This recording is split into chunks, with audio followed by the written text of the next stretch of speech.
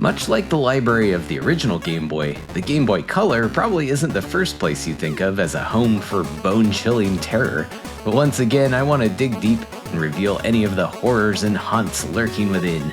Pulling from an overwhelming amount of over 900 games released between 1998 and 2003 for the handheld in total, I've uncovered a nice and spooky assortment to share with you today, with entries from well-known horror staple franchises to truly terrifying titles like Baby Felix Halloween.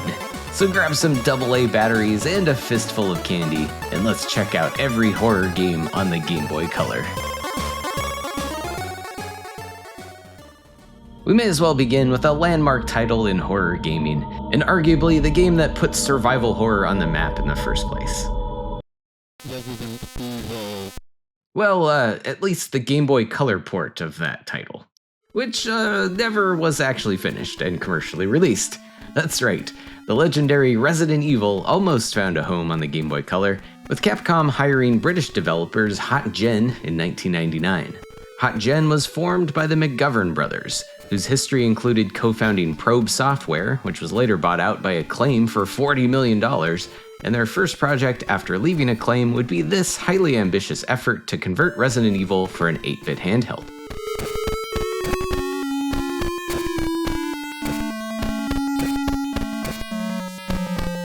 The game would ultimately be cancelled in the spring of 2000, as Capcom lacked confidence in the final product being satisfying for consumers. Luckily, some prototypes have been dumped over the years, with a couple of different unfinished ones getting preserved in 2011, and very recently in December of 2025, an even later build of the prototype has been released, estimated at being 98% complete by one of the original programmers. Despite its cancellation and being a bit rough around the edges, it's really impressive what they were able to pull off here. It's still a 3D tank-controlled action game with fixed camera and pre-rendered backgrounds. It has scaling character sprites, and it generally follows the same script of the original, and it very closely matches all the locations and puzzle solutions. And there were some plans to add new enemies and trap disarming mechanics, but those were unfortunately unrealized. Some of the unpolished aspects are a bit funny here, like zombies falling to their knees when dead, since presumably the sprites for them lying down weren't finished. But regardless, it's certainly fascinating to check this out, and fortunately, a completely new Resident Evil experience would find itself getting back up off the ground.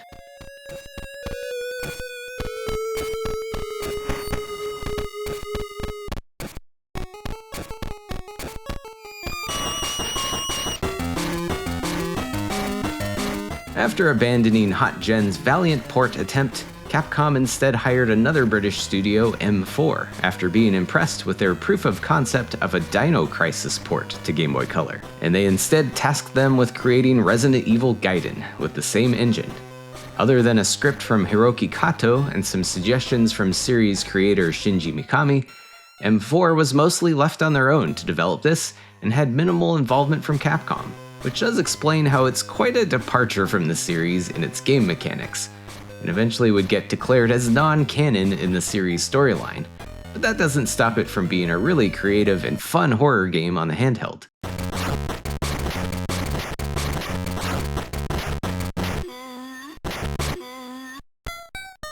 The game's premise surrounds an organization determined to stop the foul deeds of the Umbrella Corporation, and has sent Leon Kennedy to investigate a cruise ship thought to be holding a new bioweapon.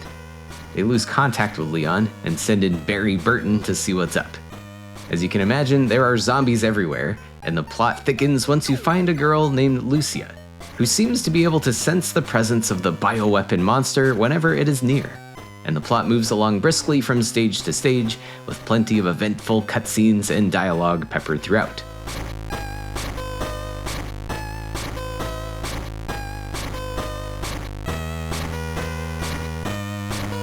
Rather than technically challenging 3D tank control gameplay, Resident Evil Gaiden opts for a more classic top-down action approach for exploring the ship, although encounters with zombies switch to this really cool first-person view, with a moving reticule and timed button presses initiating your attacks, almost like a golf game or something. It's weird and jarring at first, but it's actually a pretty fun way to handle the combat once you get the hang of it. In survival horror, elements are still very much in play here, as you need to be strategic with your ammo and healing resources, and a tense atmosphere is pulled together with some basic dynamic lighting effects and an evolving soundtrack that reflects how much danger you are in.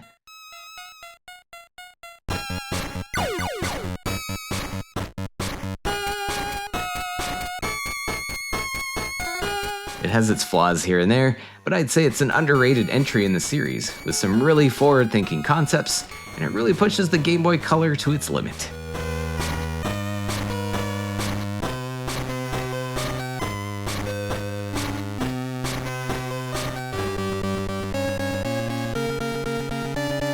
Another groundbreaking survival horror series that even predates Resident Evil would also see an ambitious handheld title, with Alone in the Dark: The New Nightmare, the fourth game in the series, and a reboot that would be developed and released for multiple consoles in 2001, including the PlayStation, PS2, Dreamcast, PC, and Game Boy Color.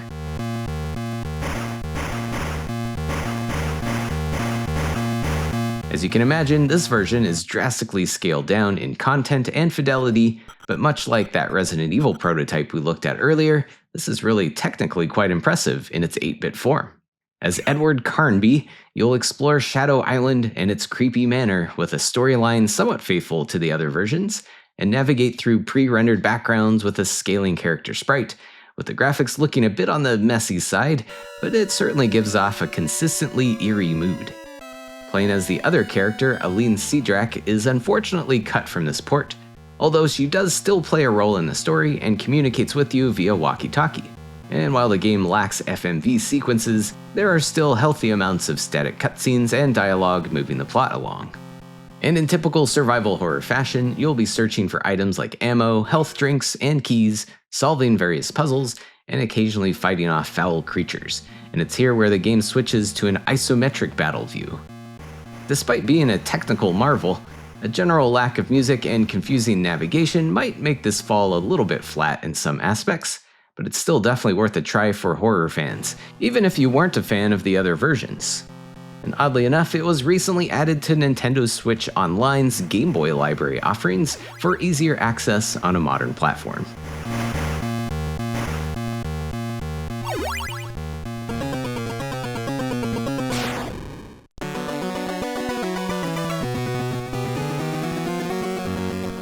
Next up, one of the OGs of horror platforming, it's Capcom's Ghosts and Goblins, and it would get a Game Boy Color port.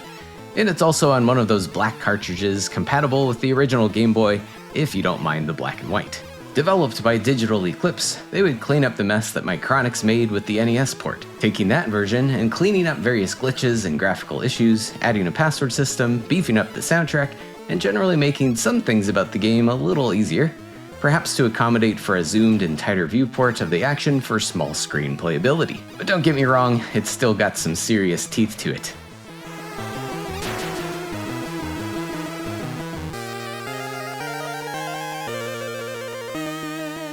If you haven't played Ghosts and Goblins before, this really isn't a bad way to experience it in its masochistic glory, playing as Arthur on a mission to save his princess Prin Prin, who has been kidnapped by Hades. Not Satan in this version, by the way. And you'll be running, jumping, and fighting off zombies, ghosts, and red armors, all while trying not to grab the torch. Although honestly, the torch is actually pretty good in this version, so that's a relief. Really, the only complaint here might be the zoomed-in view, but for a handheld, this is really a solid version of the game to play on the go.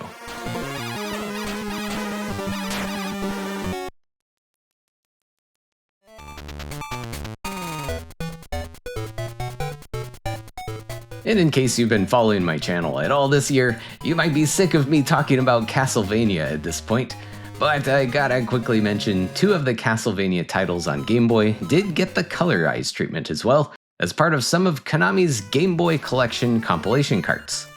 There are 4 volumes in total, with the original Japanese releases featuring Super Game Boy support, but the European releases that came out in the year 2000 removed that and replaced them with all new Game Boy Color palettes. The volume numbers shifted around with the re-release, but you'll want to check out Volume 1 for Castlevania The Adventure and Volume 4 for Belmont's Revenge. Notably, you move a little bit faster in this version of Adventure, which is kind of welcomed, but it also emphasizes frequent occurrences of lag, and the game speed overall feels pretty inconsistent. And man, they really made some interesting choices with the colors here. And Belmont's Revenge has a slightly modified translation, but otherwise the overall experience there is quite similar, with some more tasteful palettes. And if you want more info on the original Game Boy versions, check out my Castlevania retrospective later, if you're curious.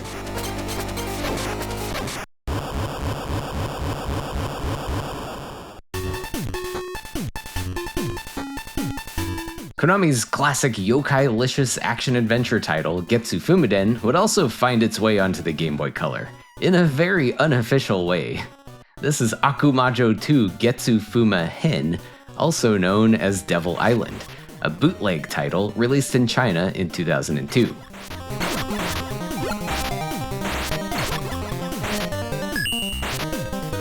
Foundationally, this is essentially the Famicom Getsu Fumiden game, down to a near-identical overworld map, with certain tiles taking you into side-scrolling action stages with similar light RPG mechanics, including gaining gradual experience points and money to buy various items. Sprites have been changed up though, with your main character primarily using a whip instead of a sword, and a hodgepodge of creepy, crawly enemies with their artwork hijacked from various other games, like Metal Slug or Ghouls and Ghosts. Intro cutscenes also feature rampant theft, like this art taken right out of Dracula X. But I guess this kind of stuff should be no surprise in a bootleg game of this nature. And since it's ripping off Getsu Fumiden, which is an amazing experience if you haven't played it yet, Devil Island isn't half bad in concept, but definitely has its fair share of technical issues and jank. I couldn't find any English translation patch either, so there may be some language barriers at times, but it's still certainly playable. I didn't get far enough to see if the third-person dungeon crawling sections are here at all. I'm guessing they aren't though. Either way, it's an interesting novelty for Getsu Fuma enthusiasts, or Lord of the Rings fans might have a chuckle at the later hacked reskin of this as well, also known as Lord of the Rings 3 Imperfect World.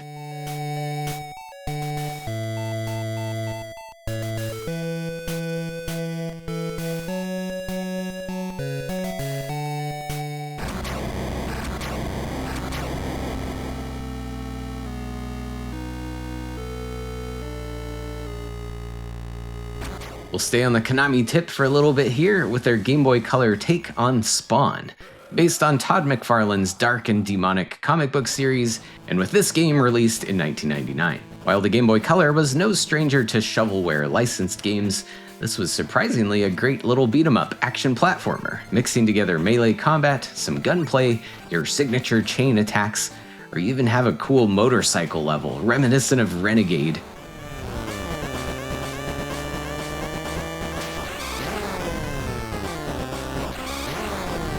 There are frequent boss fights with some familiar foes, notably with extensive, fully voiced bits of dialogue, cramming in a truly surprising amount of clearly spoken words for a handheld cartridge-based game.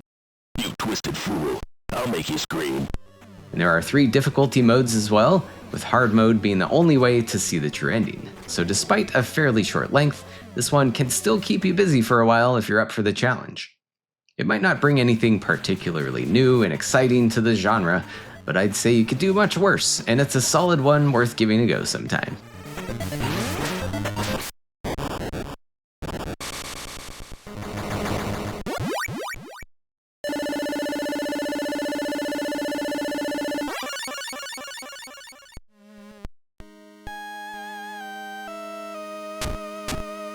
And we have another Konami-developed licensed title with The Mummy, released in 2000, alongside some different 3D action Tomb Raider-esque versions on PS1 and PC. Handled by Konami's Nagoya division, who also worked on Castlevania 64 and Castlevania Legends, the Game Boy Color version of The Mummy takes an appreciated old-school approach with a puzzle platformer loosely following the events of the movie. Eventually, you can switch between Rick, Evelyn, and Jonathan on the fly, each with their own slightly different movement capabilities and items they can use. And the cleverly designed stages will really test your forethought and reflexes to figure out your way through each level.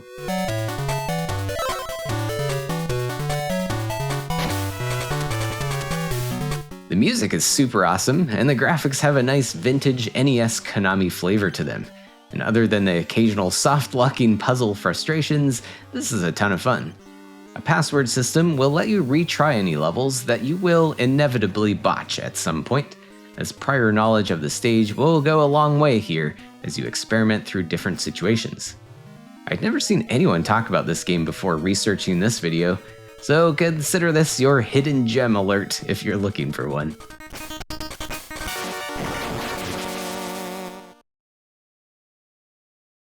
In the 2001 sequel, Mummy Returns, which similarly had a 3D counterpart, but on the PS2 this time, would not be done by Konami, but instead the Malaysian studio Game Brains. And oh man, is this a beautiful mess of janky fun right here.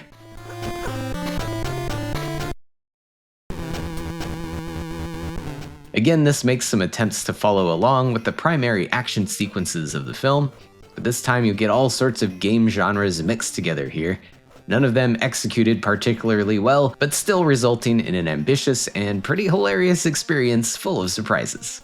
There are some side view auto-scrollers, more traditional running and gunning stages, sword fighting levels with an obvious Prince of Persia influence, or even some vehicular moments or gallery shooting stages with cover mechanics. Eat your heart out, Time Crisis.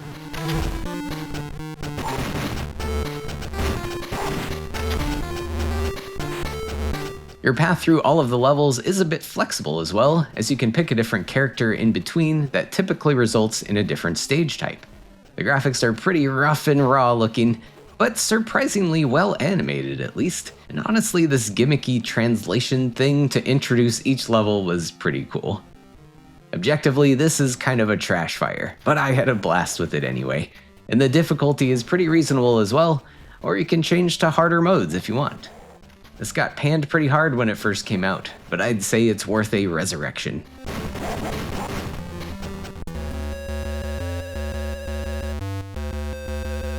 And another licensed horror jam from the same developers, Game Brains, can be found in their take on Buffy the Vampire Slayer, with a basic plot taking place during the 4th season of the TV series. This was released in Europe and the US in 2000, a year previous to their Mummy Returns game, so you might sniff out a similar odor of jank here, although this one doesn't branch out to various genres and instead sticks to 2D beat-em-up gameplay.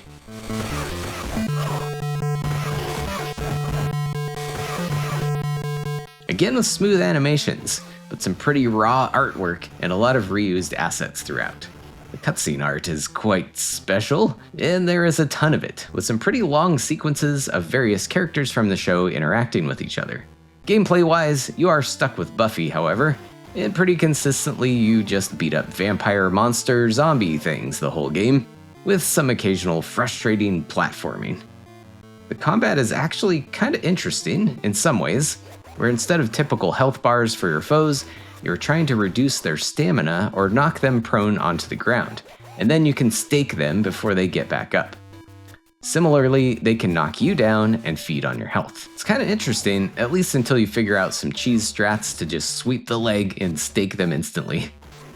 This game does get a bit repetitive, but still makes for an enjoyable bad game night, especially if you dig the show.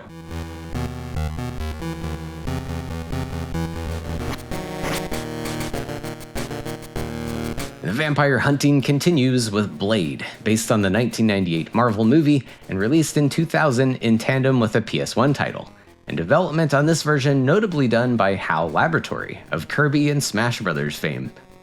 It has a little bit of a genre hybrid thing going on, not unlike its Dampier protagonist, starting strong with this absolutely sick gallery shooting kind of stage, but also with single-plane beat-em-up gameplay with mild exploration mechanics.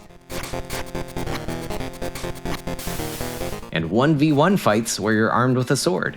It generally feels pretty well polished, with great graphics and music, and very crunchy and cool digitized art for the cutscenes, and it still oozes some comic book-like charm in its aesthetics. For better or worse, it also has some serious bite in the challenge department. You can at least pick from a few stages at first to see some variety when you're starting out, but you might need to put in some sweaty effort into this one if you want to get anywhere.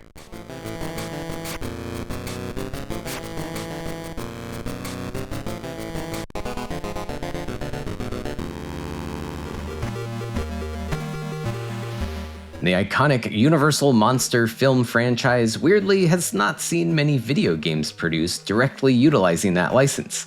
I guess since you can really just put Dracula, Frankenstein, or whoever in your games anyway, if you want. But aside from some awesome pinball tables, a weird discontinued MOBA, and some dank Tiger handhelds, I guess you've got this, Dracula Crazy Vampire from 2001. You do at least get to play as Dracula here, in a top-down action-adventure game where you are trying to bring together vampires from different countries in unity against the Spanish Inquisition. Interesting, but can we at least unite against this wildly swinging camera first? That is one headache-inducing complaint I have with several games on this handheld. I get that they are trying to accommodate for visibility on small screens, but this is pretty rough. Anyways, this game has some neat things going for it, like doing cool vampire stuff like drinking blood or trying to stay out of the sun. The level design might get a bit tedious if you don't like wandering around aimlessly, but overall this was actually a little better than the dreadful shovelware I was expecting when I first tried it out.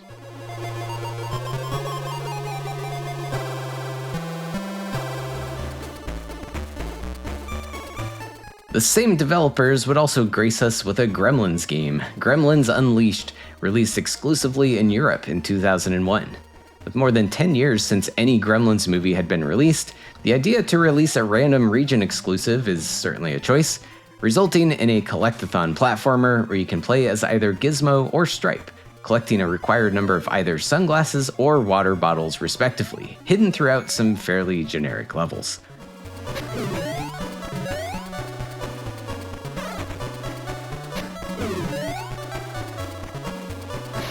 This has some pretty nice graphics and animations, which is kinda cool to see as I'm a huge fan of the movies, but the gameplay is kinda gizmo caca. And my terrifying nemesis returns, slide puzzles. A reworked but very similar and slightly more polished version of this would see a wider release on Game Boy Advance eventually. And if you want to hear about more Gremlins games in general, I did a whole video on the topic a while back for later viewing.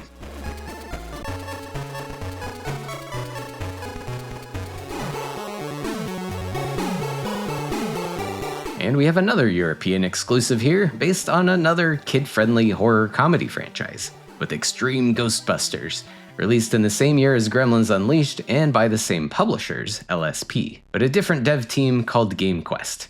And this might actually be their only game? Someone can correct me if I'm wrong. Anyways, this is based on the Extreme Ghostbusters cartoon series, which ran in 1997, as a kind of follow-up to the real Ghostbusters cartoon, featuring a younger college-aged team of Ghostbusters led by Egon. The game features that same team, and you can switch between the four characters at any time and work through various ghost hunting missions doled out to you by Janine and Egon, usually involving going somewhere and just zapping or trapping every ghost in the level. There are a ton of stages, and they're all kinda tedious, and paired with some rather dreadful controls, this might just end up as an extreme test of your patience.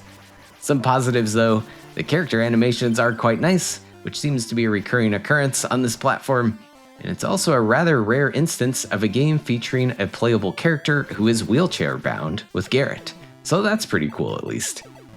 And in another weird parallel with Gremlins Unleashed, this also got a very similar but marginally improved GBA game called Extreme Ghostbusters Code Ecto 1 that might be worth a look.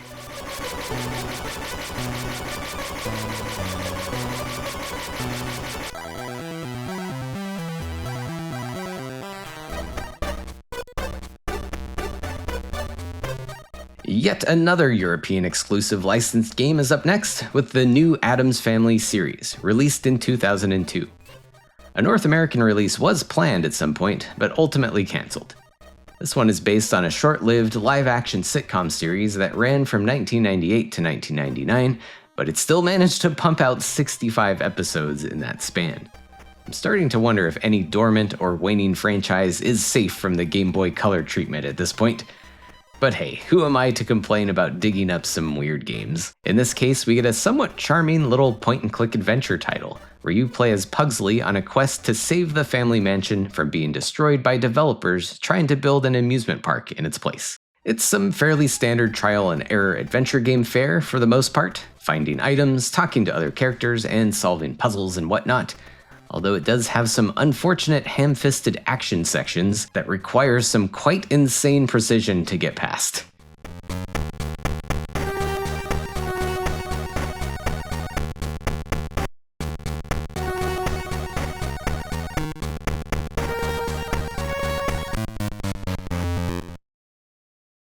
Despite this may be of interest to Addams Family fans.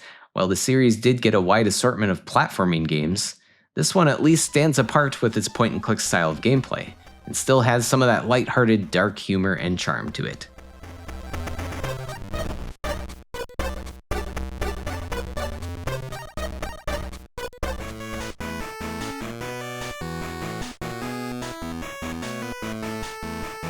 Up next is another point-and-click style adventure game for the handheld, this time starring good old Scoob and the gang in Scooby-Doo Classic Creep Capers, released in 2001 and sharing the same title as the N64 game released 1 year prior, but with its own gameplay style and plot. This one is based on the episode Nowhere to Hide, wherein the mystery machine runs out of gas and they go to a nearby creepy mansion for help, and naturally get entangled in hijinks involving a jewel heist and the son of Dr. Jekyll. This reminded me a lot of old school adventure games, Maniac Mansion especially, as you can sometimes switch between different characters to handle tasks in different areas best suited to them. Although it's definitely a bit simplified for a younger audience and far less open-ended than that LucasArts classic, as you'll often find that characters become rather confined to certain areas or become unusable for long stretches of the game. But I really like the DOS-like aesthetic a lot, and the puzzles and humor here make this one a ton of fun and a great little playthrough to get you through an afternoon sometime.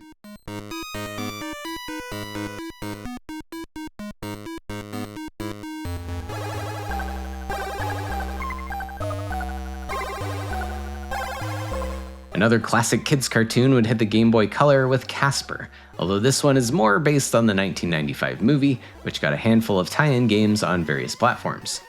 The original Game Boy got a different Casper game as well, a pretty trashy minigame compilation thing, while this Game Boy Color game, released in 2000, is more like a scaled-down version of the Casper games released for 3DO, Saturn, and PS1, which came out 4 years prior. It's essentially a top-down adventure game seeing you control Casper roaming around the maze-like Whipstaff Manor, starting out looking for ways to befriend the new visitors that have shown up, and basically you'll just wander around looking for keys and broccoli, and man, the way this screen pops up every time you get an item is rough. You also eventually gain abilities to traverse through walls and vents, even though you're already a ghost, but whatever. I didn't have a great time with this one, honestly. I found it very tedious and annoying to make progress, but I guess it's marginally more playable than the other Casper Game Boy game was.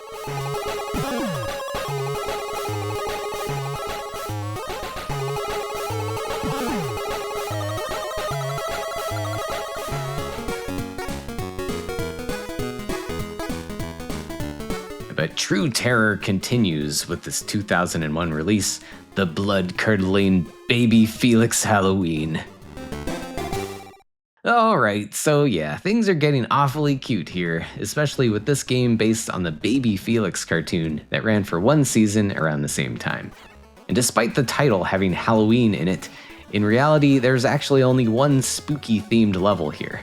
After that, it just kind of has a random theme per level, like sci-fi, prehistoric times, or western. Regardless, this was surprisingly a quite competent platformer with nice graphics and music. It's definitely on the easy side, but a fun little romp and good excuse to see this glorious ending screen.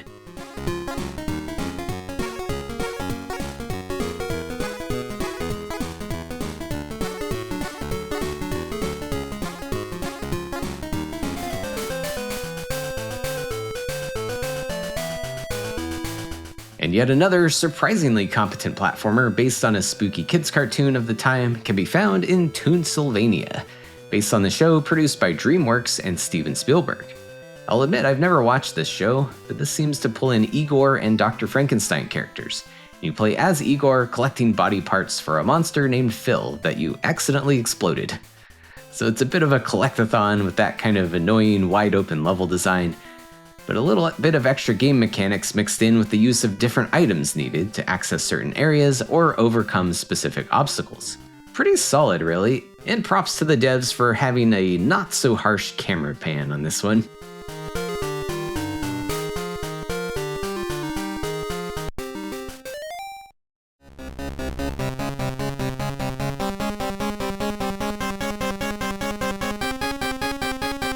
And we have a Simpsons sighting on the handheld, with The Simpsons Night of the Living Treehouse of Horror, featuring 7 different levels based on various Treehouse of Horror stories from special Simpsons Halloween-themed episodes.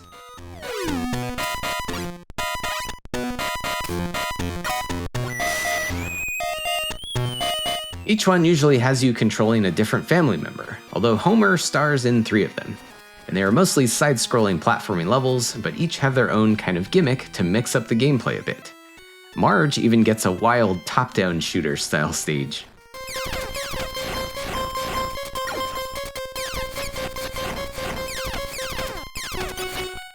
The game is a bit of style over substance in some ways though. While it looks pretty good for the most part, it does suffer from some choppy frame rates and sluggish controls, which tends to make it difficult in an annoying way, rather than a satisfying kind of challenge.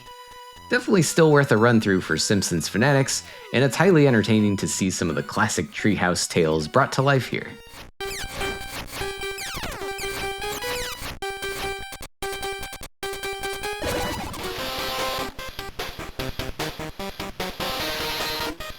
And one of the weirder properties to get a Game Boy Color game would have to be Little Nicky, based on the Adam Sandler dark comedy about Satan deciding which of his 3 sons will become the next ruler of hell. I haven't actually watched the movie yet, but this seems to follow that premise quite faithfully and manages to inject the same crude and edgy humor that can feel a bit cringe 25 years later. Gameplay-wise, it is a platformer with 14 levels and a somewhat interesting but unintuitive heat mechanic to gain power and movement momentum. And I admittedly was battling with the controls a bit upon my first moments of trying this one out.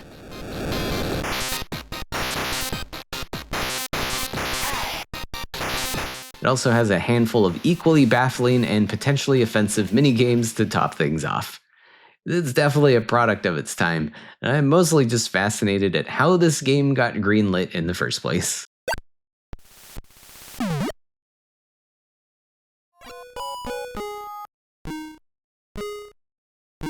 With a bit of whiplash, let's put ourselves in the opposite direction with a super cute game now, with Wendy Every Which Way, a short but sweet little platformer by WayForward and the creator of the Shantae series. It's clearly pretty light on the spookiness, and your character doesn't even really look like the stereotypical Halloween witch, but it's a cool enough game that I wanted to mention it anyway.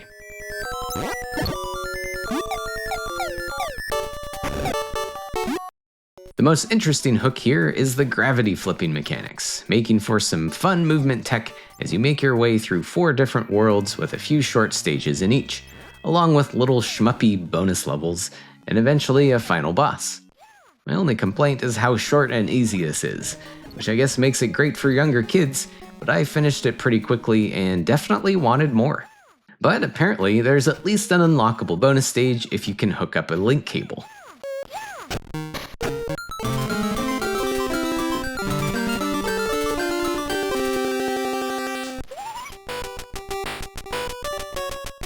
And if you thought that one was scary, brace yourself for another foreboding tale of witchcraft and dark sorcery. It's Sabrina, the animated series, Zapped. Alright, so yeah, maybe not. It's another cute little witch platforming game. 2 of them, actually. Also by the same creator, and based on the Sabrina animated series, which spun off of the Sabrina the Teenage Witch live-action series. The second game is called Spooked, so surely that one must be scary, right?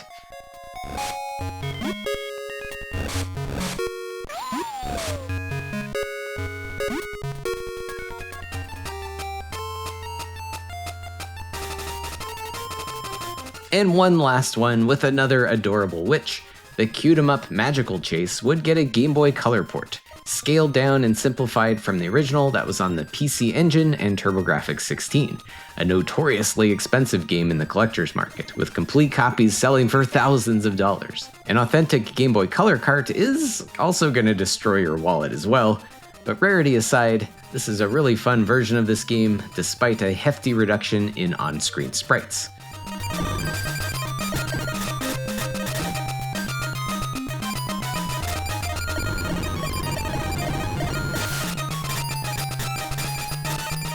But it certainly runs nice and smooth, controls well, has a wide variety of weapon upgrades, and some really nice colorful graphics and parallax effects.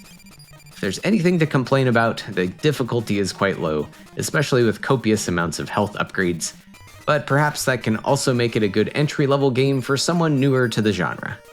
And again, this is really light on the horror, honestly, but there are a few silly, spooky enemies in certain moments. And while we're talking shmups, a couple more honorable mentions here. Burai Fighter Deluxe is a port of the NES game that's compatible with the OG Game Boy as well, and it's got a little bit of that Alien Guts vibe seeping through at times. And of course, we've got the brutal R-Type series, which would get a DX collection, packing together R-Type 1 and 2 onto the same cart and colorized.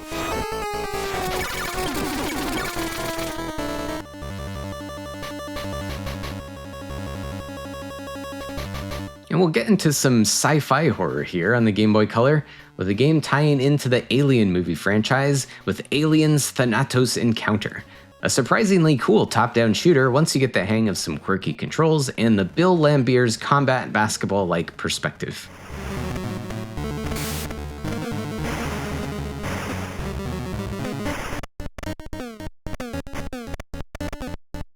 It has 12 levels taking place on an abandoned freighter swarming with face-huggers and xenomorphs of various varieties, and you have a team of 5 Marines, each with their own mild differences. And missions generally stick to wiping out aliens and rescuing people.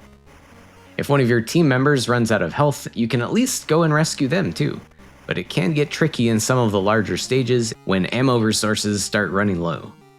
There is at least a nice variety of weaponry you can expect, from pistols to pulse rifles to flamethrowers, or you can even get into one of those clunky loader mech things. This reminded me a lot of other top-down alien blasting games like Alien Syndrome or Alien Breed, so this might be of interest to anyone who digs those.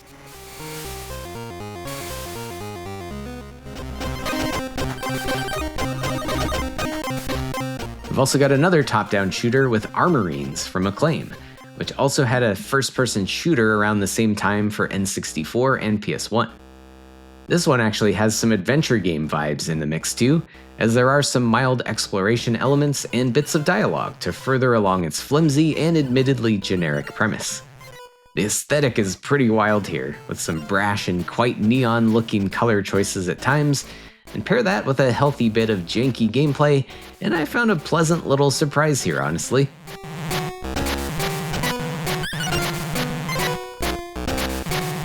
I struggled getting into the N64 game. Maybe it's a skill issue on my part, but I had a fun time here, other than some repetitive bits.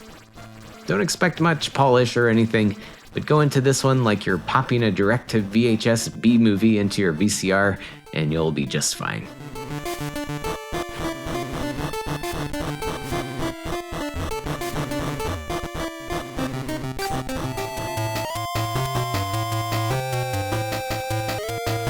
While we're talking sci-fi, I'll quickly mention the good old subgenre of giant monster kaiju games, with 2 Godzilla games and 2 Rampage titles.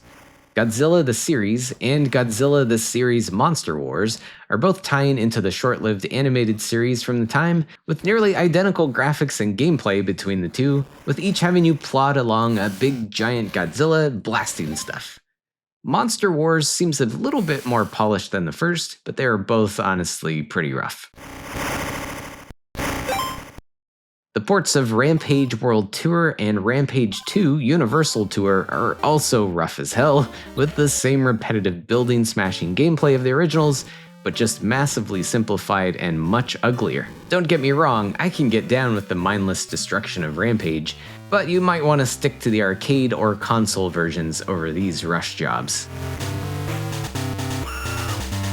And as tradition at this point, I'll squeeze some killer dinosaur schlock into my Venn diagram with an honorable mention to the Turok series, with some wacky 2D counterparts to their older brothers on the N64, with Game Boy Color games for Turok 2, Turok 3, and Turok Rage Wars. These are each kind of similar, pretty janky, but kind of fascinating action games regardless, and featuring some banger soundtracks.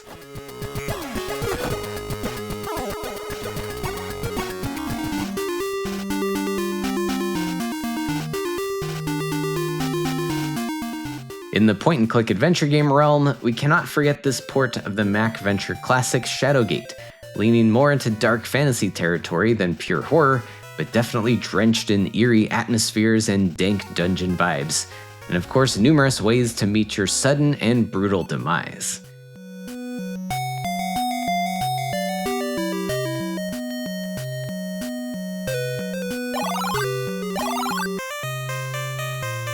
This handheld version, titled Shadowgate Classic, is very similar to the NES port, but with a slightly modified interface to fit the small screen, and with some mildly enhanced sprites and animations. I'm not sure if having to scroll the menus around is worth the nearly unnoticeable graphics and audio changes, but it's a very well executed port regardless.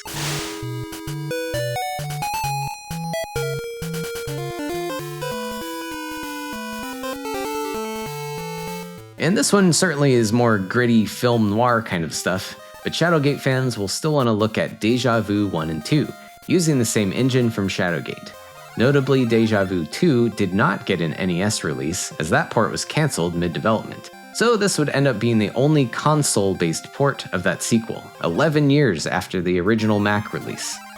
It's not quite horror, so I won't get too deep into this one, but it's really cool that this got released at all.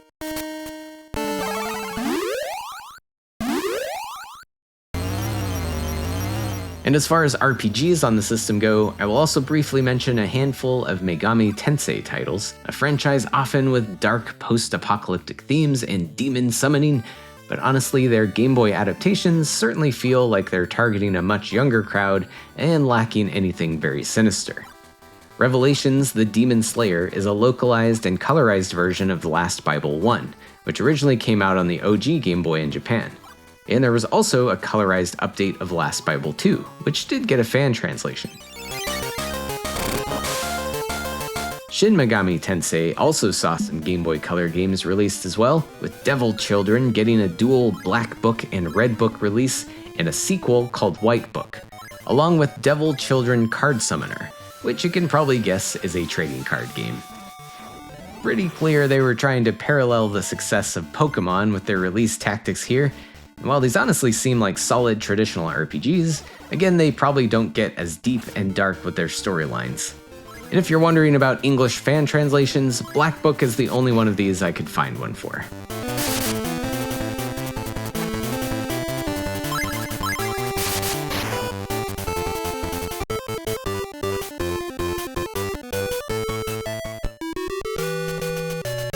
And another trading card game RPG in the list here is Mizuki Shigeru no Shin Yokaiden, another Japanese exclusive and unfortunately lacking an English fan translation.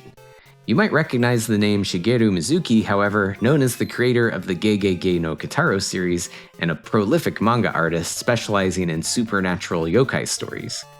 The cards and settings here seem to be yokai themed, but unfortunately I couldn't quite figure out how to get anywhere. And I wasn't entirely sure where to sneak this one into the list, but as is tradition with these horror videos, I gotta quickly mention Dragon's Lair for a little dark fantasy detour. While the original Game Boy had its own side-scrolling Dragon's Lair title, this version commendably attempts to recreate the fully animated QuickTime event gameplay of the original arcade classic.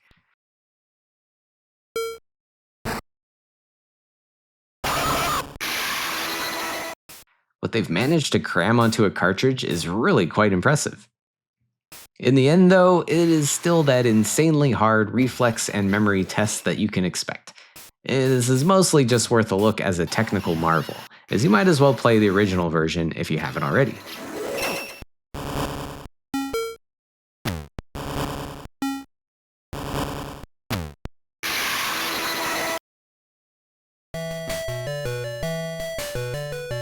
Last but not least, we actually have a couple of pinball games to wrap things up today.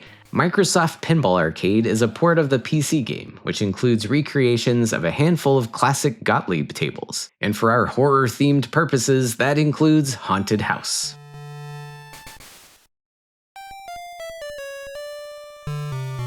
The spooky 1982 original table notably was the first to feature 3 different playfields that the ball can move between. And the Game Boy Color version is trying its best to emulate that experience. This is pretty ugly looking and the physics feel bad, even compared to older Game Boy pinball titles like Revenge of the Gator or Kirby Pinball Land. So there's not much positive to say here. Maybe opt for the PC version or more modern digital versions instead.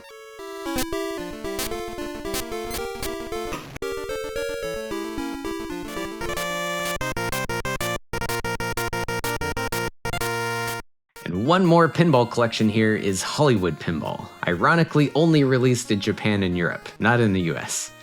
It includes 7 different tables inspired by blockbuster movies, all very legally distinct stuff right here. On the horror tip, we've got Shark, Pterodactyl, and Motel Hell. This plays a little better than that Microsoft pinball game, maybe since the devs, Tarantula Studios, also worked on other handheld pinball ports. But honestly, the gameplay and table designs are still a bit bland.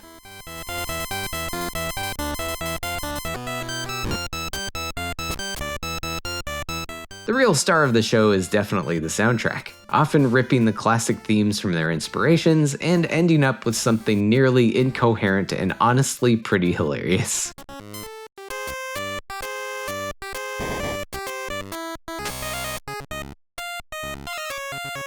And while the table Galaxy Wars doesn't fall into the horror category, I can't resist sharing a listen with you to this glorious disaster.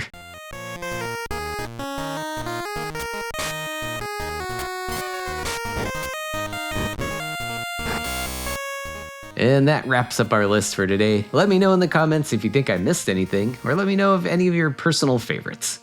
And if you haven't already, make sure to check out my video on all the OG Game Boy horror games as well. Thanks for watching, and we'll catch you next time.